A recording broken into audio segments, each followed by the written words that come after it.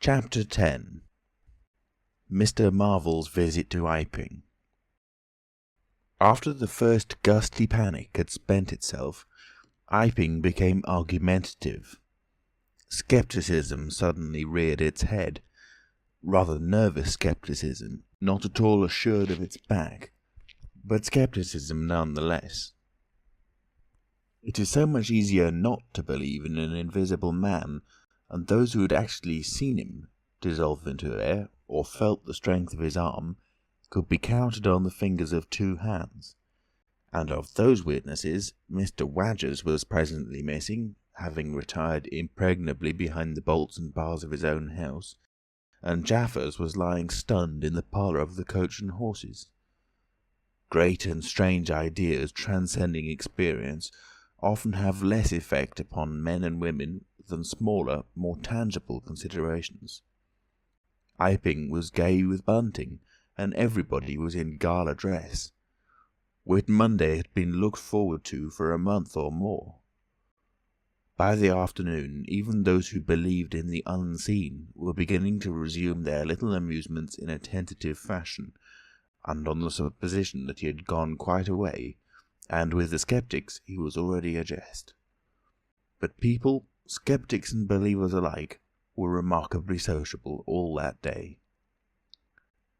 Haysman's Meadow was gay with a tent, in which Mrs. Bunting and other ladies were preparing tea, while, without, the Sunday school children ran races and played games under the noisy guidance of the curate and the Misses Cuss and Sackbut.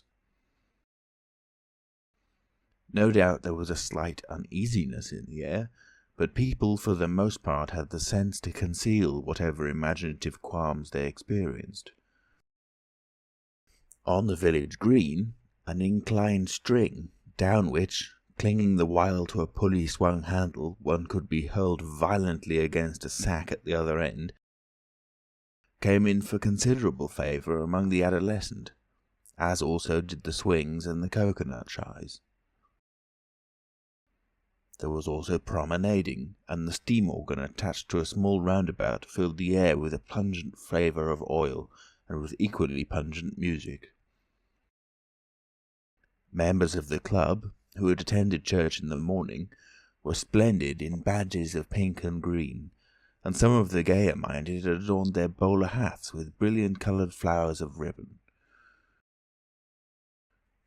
Old Fletcher, whose conceptions of holiday-making were severe, was visible through the jasmine about his window, or through the open door, whichever way you chose to look, poised delicately on a plank supported on two chairs, and whitewashing the ceiling of his front room.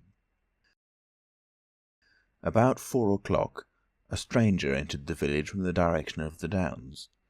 He was a short, stout person in an extraordinarily shabby top hat, and he appeared to be very much out of breath. His cheeks were alternately limp and tightly puffed. His mottled face was apprehensive, and he moved with a sort of reluctant alacrity. He turned the corner of the church, and directed his way to the Coach and Horses. Among others, old Fletcher remembers seeing him, and indeed the old gentleman was so struck by his peculiar agitation that he inadvertently allowed a quantity of whitewash to run down the brush into the sleeve of his coat whilst regarding him. This stranger, to the perceptions of the proprietor of the cocoanut shy, appeared to be talking to himself, and Mr. Huxter remarked the same thing. He stopped at the foot of the Coach and Horses steps, and, according to Mr. Huxter, appeared to undergo a severe internal struggle before he could induce himself to enter the house. Finally he marched up the steps, and was seen by Mr. Huxter to turn to the left and open the door of the parlour. Mr. Huxter heard voices from within the room and from the bar, apprising the man of his error. "That room's private," said Hall, and the stranger shut the door clumsily and went into the bar.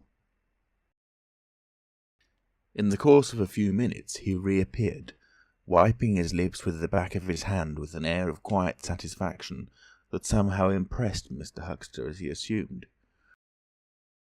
He stood looking about him for some moments, and then Mr. Huxter saw him walk in an oddly furtive manner towards the gates of the yard, upon which the parlour window opened.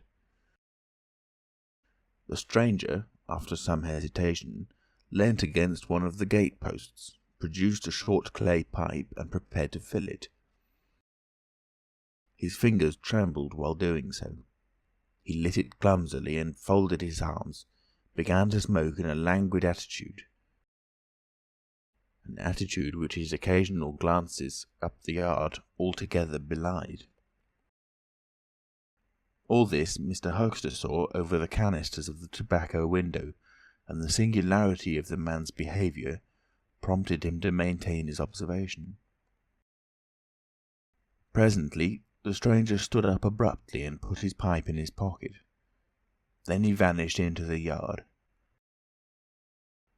Forthwith Mr. Huxter, conceiving he was witness of some petty larceny, leapt around his counter and ran out into the road to intercept the thief. As he did so, Mr. Marvel reappeared, his hat askew, a big bundle in a blue tablecloth in one hand, and 3 books tied together, as it proved afterwards, with the vicar's braces, in the other. Directly he saw Huxter, he gave a sort of gasp, and turning sharply to the left, began to run. "Stop, thief!" cried Huxter, and set off after him. Mr. Huxter's sensations were vivid but brief. He saw the man just before him, and spurting briskly for the church corner and the hill road. He saw the village flags and festivities beyond, and a face or so turned towards him. He bawled "Stop!" again.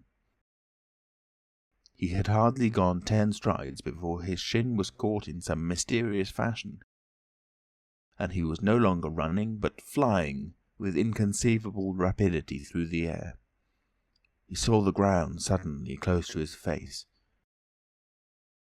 The world seemed to splash into a million whirling specks of light, and subsequent proceedings interested him no more.